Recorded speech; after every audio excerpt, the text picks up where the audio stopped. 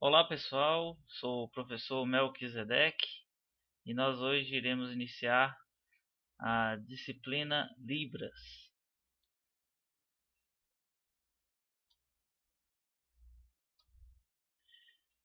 Bem, geralmente a gente faz algumas perguntas com respeito a Libras, né? A primeira, de fato, é o que vem a ser Libras, né? Alguns, por incrível que pareça, não têm esse conhecimento, né, do que significa Libras, né? O que vem a ser Libras de fato? Bem, Libras, ela é uma língua natural dos surdos brasileiros, né? É uma língua brasileira de sinais. Então, a Libras, né, como toda língua de sinais, é uma língua de modalidade gestual visual, porque utiliza como canal ou meio de comunicação movimentos gestuais e expressões faciais, que são percebidos pela visão, né? Então, Libras, ela, como o próprio nome diz, é uma língua, né? A língua brasileira de sinais. Bem, é interessante a gente saber, né, conhecer, desmistificar alguns mitos que há em torno da Libras, né? Por exemplo, um desses mitos que nós podemos ver aqui na nossa aula de hoje é que Libras ou língua de sinais, né? Eu vou estar sempre referindo Libras ou língua de sinais, é, ela não é universal. Ou seja, para cada país, né, existe praticamente uma língua de sinais própria. Então, como pelo nome já diz, né, língua brasileira de sinais, então própria dos surdos brasileiros. Lógico que, como toda língua, existe entre as línguas de sinais algumas similaridades ou um sinal, né, ou algo parecido, até mesmo no alfabeto.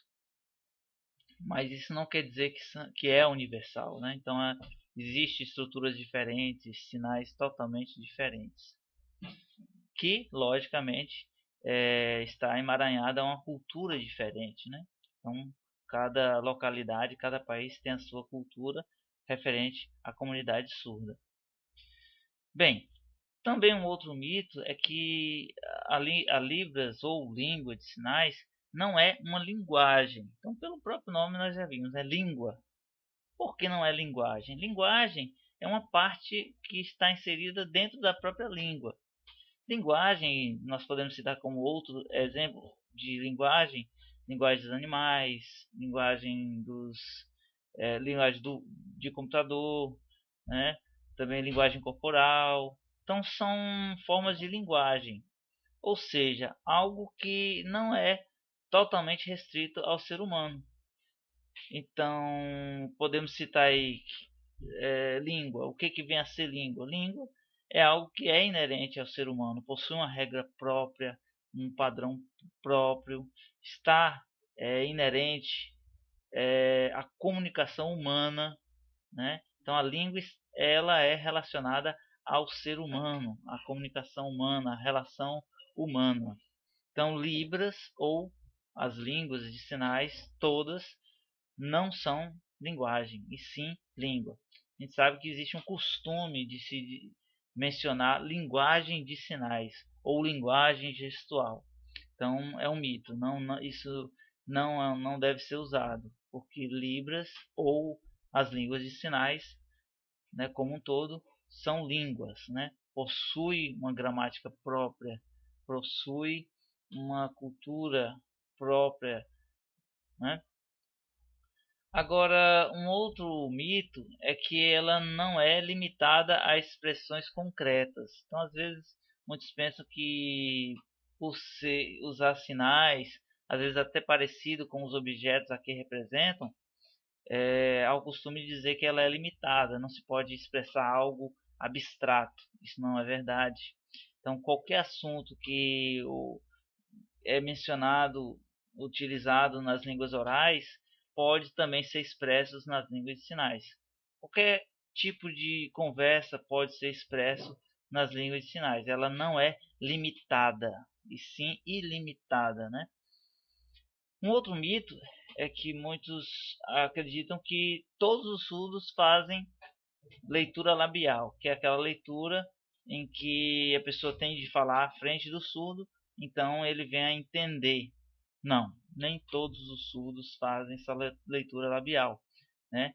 E a leitura labial, na verdade, é quando o surdo geralmente ele é oralizado, ou seja, ele de certa forma foi treinado, foi preparado, ele aprendeu a fazer a emitir algumas palavras, a ler através dos lábios algumas palavras, né? Ou se não todas as palavras. Mas nem todos os surdos têm essa capacidade de leitura labial, né? Muitos a surdez ela é tão profunda que fica um pouco inviável ter essa leitura labial. Então existem várias formas de surdez, né? Por exemplo, surdos que adquiriram a surdez durante alguns anos iniciais de sua vida, a partir, por exemplo, dos 12 anos, dos 10 anos, né? Então, existem níveis de surdez que acabam também interferindo na forma em que eles desenvolvem a sua comunicação. Alguns fazem a leitura labial porque antes chegaram a ouvir, né, eram ouvintes, né, e através por conta de uma doença ou algo assim perderam a audição e aí desenvolveram a leitura labial. Isso se torna até mais fácil. Mas existem aqueles surdos que nascem surdos, né, por conta da genética mesmo ou por conta de uma doença durante a gravidez, né? Então existem N casos com respeito à surdez.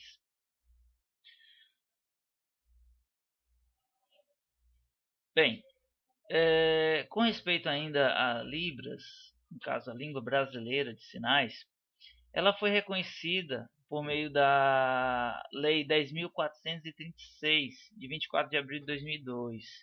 Essa lei ela oficializa a Libras como língua. Então, podemos dizer que o Brasil tem oficialmente, né, por lei, dois idiomas, português e Libras. Então, Libras ela é oficialmente uma língua, né?